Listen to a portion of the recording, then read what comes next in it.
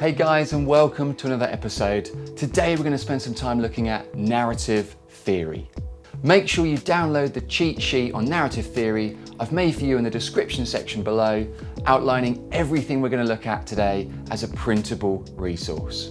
Narrative theory, don't forget that's our technical term for simply the word story, can either be linear, so in order, or non-linear in its structure, out of order or split up. Some audiences prefer each method. A sporting event, for example, is shown from start to finish. There isn't any other story happening during the live moments. And that excludes halftime interviews and such. But as an audience, we stay with the action. We aren't skipping from the basketball game to Auntie Karen in the kitchen making a cup of tea. We stay with the basketball game throughout. Many genres of film will use a non-linear structure to take audiences to different parts of the story, or show multiple storylines happening at the same time. Big action sequences of battles are then cut to more serious scenes in a place of calm, for example. Soaps or soap operas like EastEnders or Emmerdale are also great at this. We can be in the pub following a conversation, then we'll cut to a scene outside a post office with different characters, then show a couple arguing in the living room, and then we're taken back to the pub to infer that all three of those situations are happening together at the same time. Non-linear is also really clever at taking an audience back in time to learn something or to be shown something which would be important later on. A really good example of this, and a favourite film of mine which uses this well, is Crash. The story revolves around characters who, although do not know each other, have direct impact upon each other's lives from the events they take part in over the course of 36 hours. It's clever to watch how we're taken through each of these mini separate narratives, but ultimately in the film, they all contribute towards a story where the characters come to realise how they've been responsible for altering each other's future. It's a really clever action film using a non-linear structure. Another film example which does this is Vantage Point, a film where we as the audience watch the story unfold of an assassination attempt of a US president, but from each person's different perspective. Another great way of breaking up the flow of the narrative, but still centering back towards the singular idea of the film, the assassination. So although narrative can be linear or non-linear in its structure, narrative theory is based upon the idea that the narrative, the story, will typically follow a certain cycle or a means of being created. And that's what we're going to look at today. Most narrative theories are based upon old theorists' ideas, a few of them being Russian. A narrative theory is designed to give an understanding of how a story is constructed, but it's also a good benchmark to how a narrative does not follow certain rules or even breaks them. So let's jump in and start with one of the most well-known narrative theorists, Todorov. As a Russian theorist, he argued after studying lots of books and stories that a theme or a cycle could be observed almost every time. And he named this his theory of equilibrium.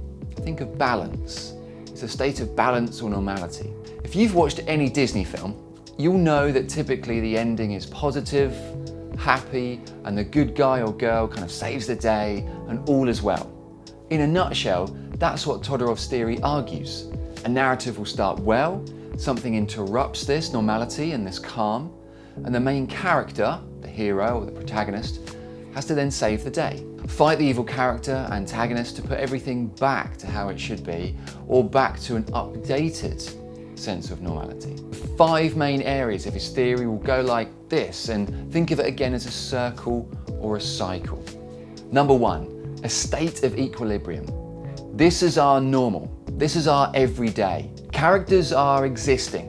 The city is going about its business, or the main character is simply enjoying life, whatever it might be. This is typically how the film starts. Positive, a state of normal. Part 2, a disruption of the equilibrium.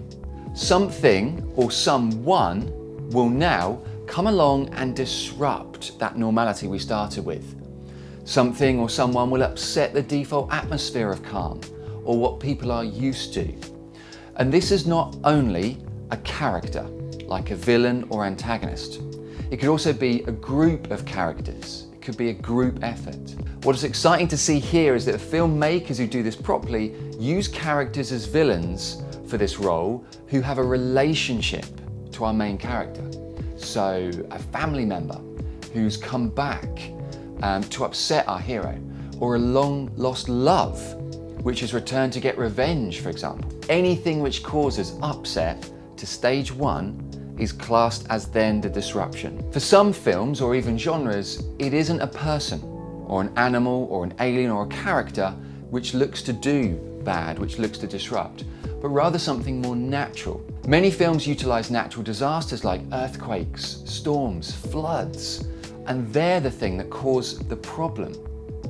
A great example of this is an old classic film titled Volcano with Tommy Lee Jones, who has to save Los Angeles from an erupting volcano hidden underneath the city. So again, it's not a character that's doing this, it's something natural. Look out also for how filmmakers might use more than one disruption to make us feel really connected or empathetic towards the protagonist. Stage 3, recognition of the disruption. This is the part where the protagonist or the people come together to realize something needs to be done to fix things. They observe the disruption and they need to put things back to where they should be. So for example, in Transformers, humans have to join forces with the Autobots, the robots, and fight the Decepticons, the antagonists. They recognize they must stand up and defend. They must stand up and fight. They recognize that something has to be done. Often we might see this recognition spread over multiple films, especially in big franchises where it might take a long time for characters to come to terms with that recognition. Part 4, an attempt to repair the disruption. And here is where the fight takes place, or the moment of repair to the disruption happens. This will typically be towards the end of the film or the narrative, as we've been building up towards this stage. It's going to be climactic. Expect to see cinematography at its best with large-scale effects, high stages of emotion from characters.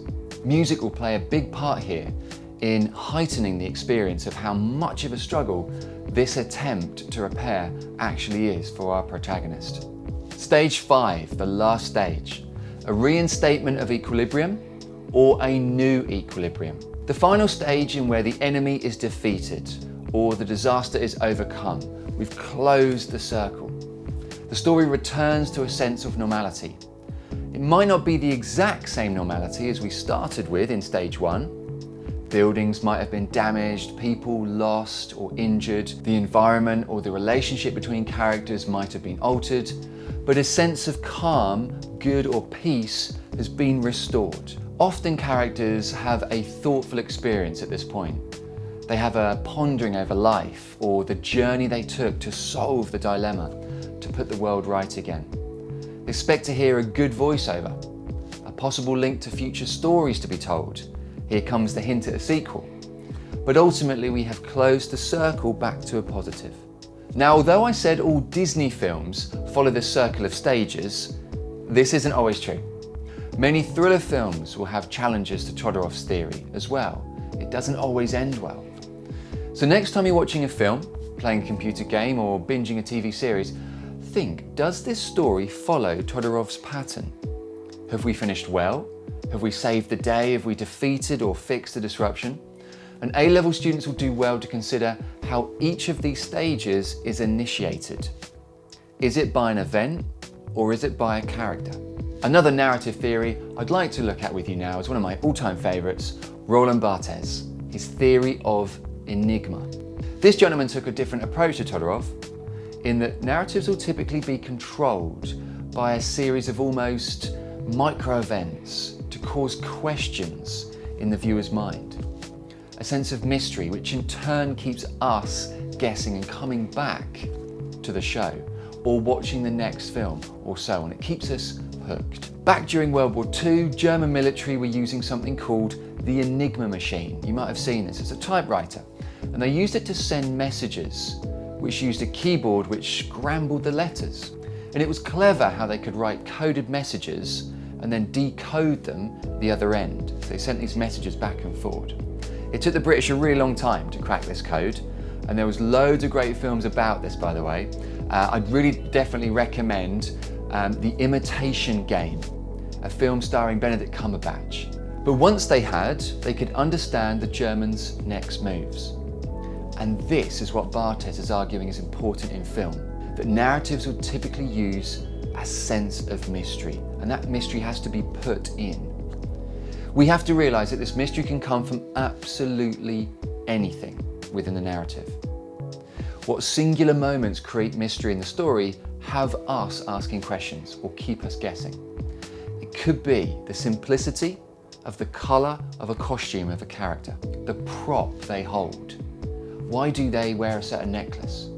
Why do they wear glasses? We can't identify them. Their eyes are hidden. Why?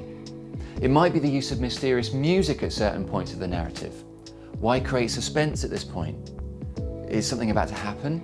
To who? It could come from dialogue. A character says something, reveals something, or it could come from a location a character visits. We have to be analysing everything we see and hear because clever filmmakers, clever storytellers encode. Just like that Enigma machine, they encode. They use every technique they can to encode every bit of mystery into the story. Therefore, we have a desire to decode, to find out. And it again keeps us entertained. Next time you're watching a film, see how much questioning you do as an audience. What is being presented to you to think, why? Why is that being said? Why is that happening? Why is that being held? Why is that being used? Why is that being said? The music, whatever it might be. Why say that? Or why use that? Barthes actually breaks down his theory into 3 subparts. And for those who want to go a bit deeper with this, particularly A-level, I'd encourage you to. Let's take a quick look. The first being hermeneutic code. This is anything, we've already said, that causes us to question its existence or its use in the narrative. It simply creates mystery. Go through the options you can list of anything regarding mise-en-scène, sound, cinematography, or editing. Your list will hopefully be huge for a feature film. So the first element here is a hermeneutic code, anything which creates a sense of mystery. The second is what's called a semantic code. This is anything which has or looks to create a second or even a third duplicate meaning. Almost think of it as being polysemic. For example, we might see a character holding a gun, which causes us to question why. Why do they need a gun? Hermeneutic, element of mystery. But that gun, that item itself, could create more than one question, couldn't it? It could lead us to think, okay, they need it for defense, who is coming to attack them? Or it signifies, connotes, to us they maybe plan to attack someone or something. Again, why? There's 2 possible uses for it here. There's 2 possible meanings. Is this character with good or bad intention? When you start to look at film or narrative in this way, looking at semantics and break down the questions you might have as an audience, you're left with a lot. And semantic codes really get the audience thinking. TV shows like Sherlock Holmes use this well and have so much going on semantics-wise. It's almost like we feel safe knowing that Sherlock himself, as a protagonist, is able to work all this out and solve the puzzle.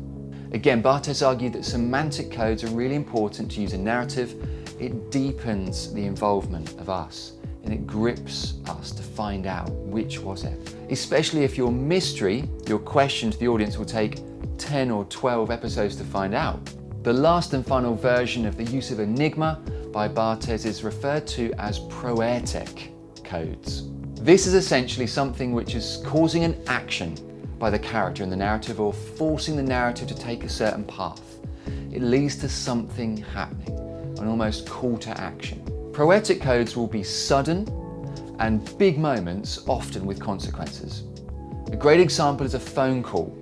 A character will receive a command and they will be then, quote, coming to get you, or they give permission to fire the missile, or that they are on their way. And these are moments, again, very small in the examples through dialogue on a phone, that lead to something then else happening. Unlike Todorov, Barthes would argue that it's proetic codes, alongside the other two, semantic and hermeneutic, that drive the narrative. It doesn't move forward or get interesting or build without them. So next time you're following a narrative, what can you observe which could be classed as proetic? Something which directly leads to something else happening or taking place as a result. A third narrative theory I'd like to look at with you is by a fellow called Claude Levi-Strauss. Nothing to do with Levi jeans, as one ex-student referred them to as in an exam. But Strauss argued again, different to Barthes and Todorov, that he felt narrative was created from what is called binary oppositions. Binary, used in computing, refers to the opposites, like 0, 1, on, off, yes, no. And Strauss came to the conclusion in his theory that it's this which is needed to create good narrative. And you'll see this throughout most stories, he said. There are many oppositions to consider in narrative, and let me take you through some now, some of the good ones and the films in which they have been used. The most important one is good versus evil, and we see this in Ghostbusters, the classic film where we see a group of protectors, the Ghostbusters, look to save the city of New York from a demon spirit trying to take over. So good, the Ghostbusters, versus evil. So you've got that direct opposition. Human versus alien. Great example of a film is Independence Day. The humans fight the aliens. Again, there's an opposition. The aliens are trying to take over the world. Other oppositions which we often see in film or game or TV might include peace versus war, old versus new, black versus white, young versus old, male versus female, Earth versus space. There are hundreds to think about, but always consider they are there from Strauss's perspective to create the story. You can't have one and not the other. You can't have good and not evil. The Dark Knight is a great example of a film which wouldn't be possible without the strong evil character. The Joker is everything Batman is not, and they are complete opposite. So they clash very well in morals, in purpose, in how they think about almost everything, and that difference between them creates the entertainment we see on screen. Is Strauss right, in your opinion?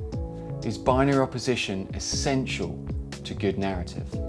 A final narrative theory to look at with you is Vladimir Prop's theory of stock characters. Like many people would refer to a stock item like a default item, after studying folk tales, Prop believed that the same events occur in almost every narrative. And these events he called narratemes. And they're the things that control the outcome of the story. He argued all narratives always contain stock characters. Characters that you'd always expect to see. Have a think, does this apply to the films, TV, and game that you're playing, watching? Do you always see stock, typical characters? He gave these examples. There would be a hero, a main character, a villain, so a main antagonist, a donor, someone who provides things to the hero, often resources or aid. Think of weapons or knowledge or a place to hide. There would be a false hero, someone who's pretending to be the hero but really goes against them.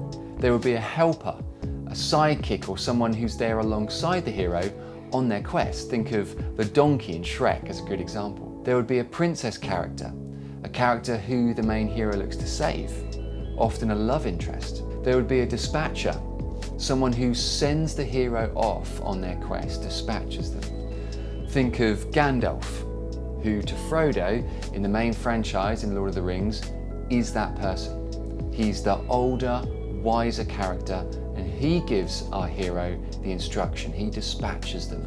He gives them the purpose to go on their adventure. Many narratives, especially computer games, have come to use these character types, or a large amount of them, to construct their story. Looking back at even old retro games like Mario Brothers, you have Mario, who's the hero. He looks to save the princess, Princess Peach. His helper is Brother Luigi, and he supports him in his quest.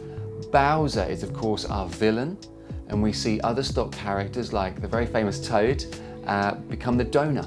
He provides Mario with items along the way. So there's one example where we use 5 stock characters. Stock characters are essential, Prop would argue, in helping audiences understand the narrative and who has what role. Without stock characters, there wouldn't be a story. So stock characters can probably help to deepen the story in that they play a part. The helpers, the princesses, they give each other's character something to achieve and support or challenge our main character.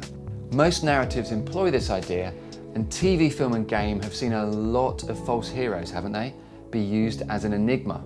There's a link to a second theory there. Often with hidden agendas. Computer games have seen us as audiences now play as the helper, not necessarily the hero. Or often we've been asked to take the role of the antagonist. Have you played games or franchises where you play as the enemy for part of it in a campaign? Consider the titles you play, the films you watch, or whatever, and see how many of these stock characters do you think apply. So narrative theory exists to answer what means a narrative is being created, or even following. Maybe as you analyse a media text, it will be evident that more than one of these theories we've looked at applies. Perhaps the latest title you're watching on Netflix could be employing some of Strauss, some binary opposition. It uses a bit of Barthes, Enigma, but it doesn't use Todorov, or it doesn't use props. Often we're going to find that some texts use all, some texts use just one. It's really good to use theory in expanding what the narrative is doing and why. And once you start considering narrative theory with a media product, you'll look at stories in a very different way. It will help you see patterns, particularly in genre, and you'll even possibly be able to answer questions quicker now you understand the theories behind them. Guys, I hope this has been helpful, and as always, thank you for subscribing, sharing and spreading the content that's being produced. Any questions you've got or comments, please pop them below or drop me an email. Thanks again, take care, see you soon.